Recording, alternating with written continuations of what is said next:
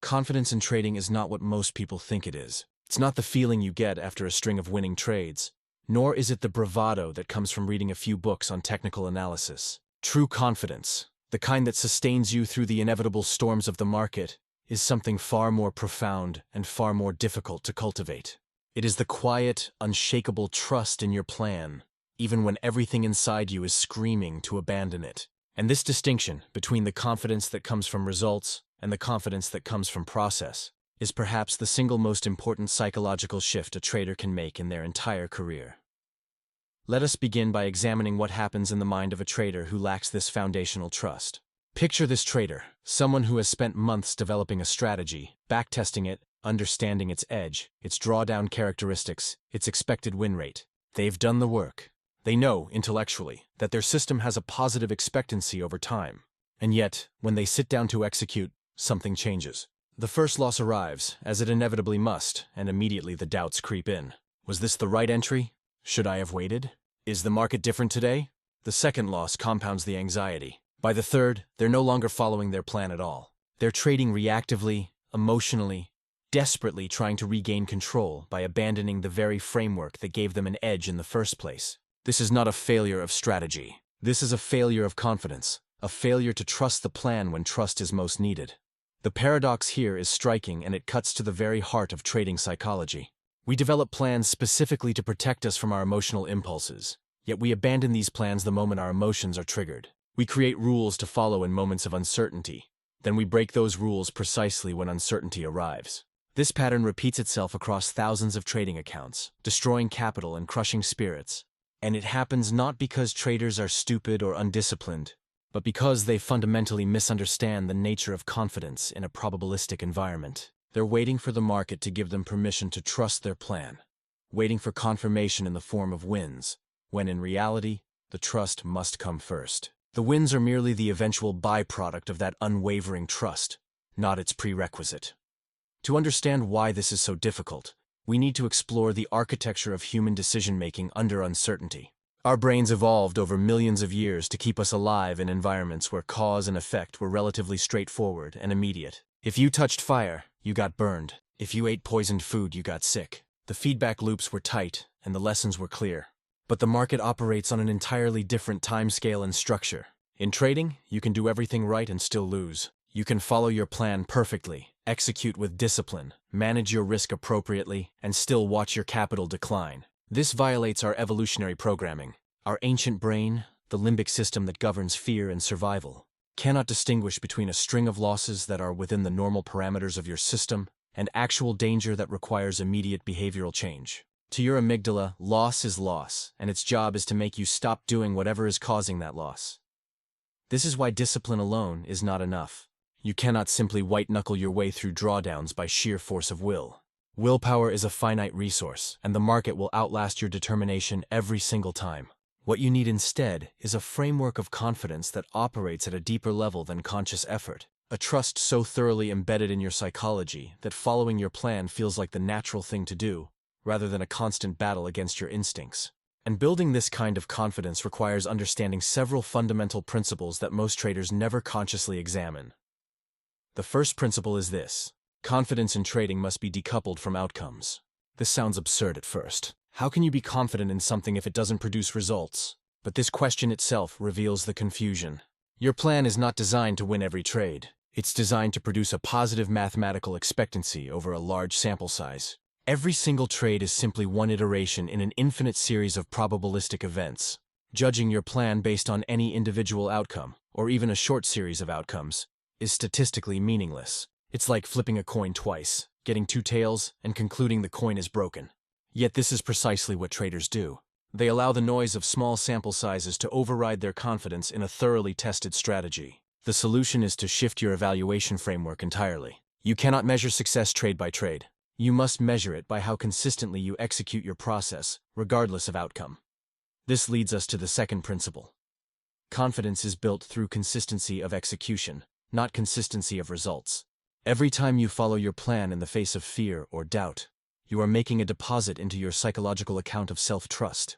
Every time you take a trade that meets your criteria, even when you don't feel like it, you are proving to yourself that you are reliable. Every time you cut a loss at your predetermined stop, even when you're convinced the market is about to reverse, you are reinforcing the neural pathways of discipline. This is how confidence compounds. It's not built on a foundation of winning trades. It's built on a foundation of honored commitments to yourself. When you prove over and over that you will do what you said you would do, your nervous system begins to relax. The internal conflict diminishes. Trust emerges not because the market has validated you, but because you have validated yourself. But here we encounter a deeper challenge, one that trips up even experienced traders who understand these principles intellectually. It's possible to follow your plan mechanically, while simultaneously doubting it internally. You can execute every rule, tick every box, and still be eroding your confidence because your internal dialogue is one of fear and second-guessing. This is where the quality of your mental rehearsal becomes critical. The narrative you tell yourself about your trading, the story you construct around each trade and each outcome, shapes your psychological reality more powerfully than the outcomes themselves. If your internal narrative is, "I'm following this plan but I'm not sure it works. I hope this trade doesn't blow up. I can't afford another loss," then you are actively undermining your confidence with every repetition. You are conditioning yourself to associate plan execution with anxiety and doubt. The alternative is to consciously construct a narrative of professional detachment and process orientation. Before each trade, the internal dialogue should sound something like this. This setup meets my criteria. I have tested this approach, and I know its statistical properties. This trade is neither make nor break. It is simply one expression of my edge. I will manage it according to my rules, and whatever happens, I will have executed my process with integrity. Notice the difference.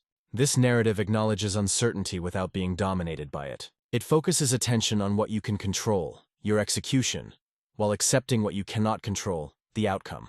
This is not positive thinking or self-deception. This is accurate thinking. This is aligning your internal story with the mathematical and psychological reality of trading. Now let's address perhaps the most insidious obstacle to confidence, the retrospective distortion that occurs after every trade. The market closes your position, for better or worse, and immediately your brain begins rewriting history. If the trade was a winner, you might feel validated. But if it was stopped out and then moved in your intended direction, you'll torture yourself with what you should have seen, what you could have done differently, how you should have given it more room. This is your pattern-seeking brain doing what it does best, finding narratives in randomness. But here's what you must understand. The market does not owe you coherent patterns. The fact that price moved in a certain way after your exit does not mean that exit was wrong. You made a decision based on the information available at the time, within the framework of your plan. That decision exists in that moment, and it cannot be judged by information that came afterward.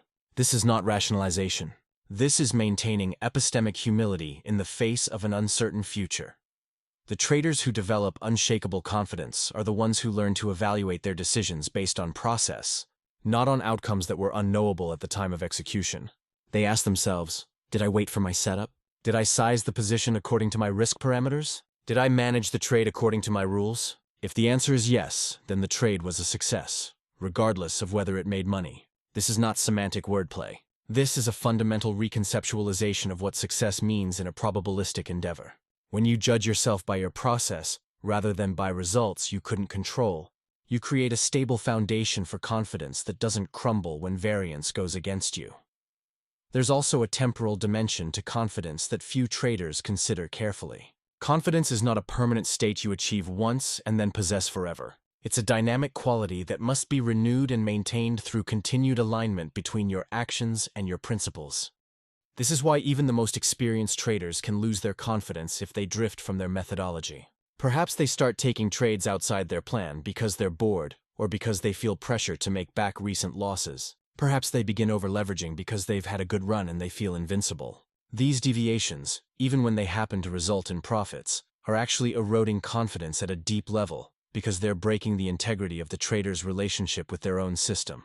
The profit might feel good in the moment, but it's teaching your brain that the plan is optional, that the rules are flexible, that you can't be trusted to do what you said you would do. And once that trust is broken, it takes tremendous effort to rebuild.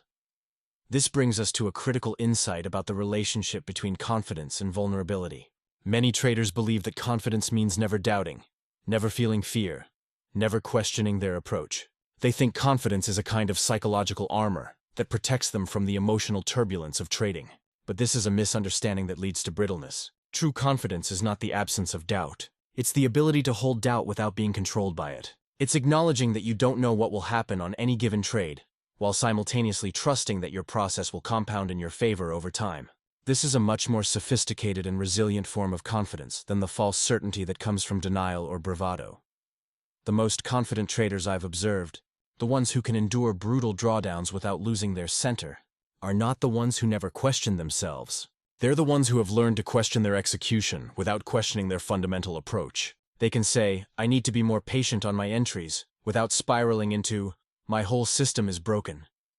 They can acknowledge a mistake without generalizing it into proof of their inadequacy. This capacity for self-correction without self-destruction is perhaps the highest expression of trading confidence, and it comes from a deep understanding that you are not your trades, your value is not determined by your P&L, and your worth as a person exists entirely independent of your performance in the markets. Finally, we must confront the social and comparative dimensions of confidence. We live in an age of relentless performance documentation, where every winning trade can be broadcast, and every success can be curated for public consumption. This creates a distorted information environment, where you're constantly exposed to other people's highlights, while you're living through your own struggles in real time. The temptation is to compare your internal experience, full of doubt and difficulty, with other people's external presentations, which appear effortless and certain. This comparison is poisonous to confidence. You must understand that everyone is fighting the same psychological battles you are. The difference is that most people only share their victories. The confident trader is the one who recognizes that the struggle is universal. That doubt is not a personal failing but a natural feature of operating in uncertainty, and that the quality of your trading is measured by your own standards and your own process, not by how you stack up against carefully edited social media narratives. Trusting your plan, then, is ultimately an act of self-trust. It's choosing to believe that the work you've done, the testing you've completed, the principles you've established, are more reliable than your moment-to-moment emotional reactions. It's accepting that you will feel fear and you will execute anyway. It's understanding that losses are tuition, not failure. It's recognizing that confidence is not something the market gives you, but something you build within yourself through the integrity of your actions over time. And when you truly internalize this, when you shift from seeking validation from outcomes to finding it in your consistency of process, something profound happens. The desperation fades. The anxiety loosens its grip. You begin to trade from a place of centered awareness rather than reactive fear. You stop needing each trade to prove something about you, because you already know who you are. You are someone who honors their commitments, who manages risk responsibly, who adapts when necessary but doesn't abandon ship at the first sign of trouble. That is the psychology of confidence. That is what separates those who survive from those who thrive. That is what makes all the difference.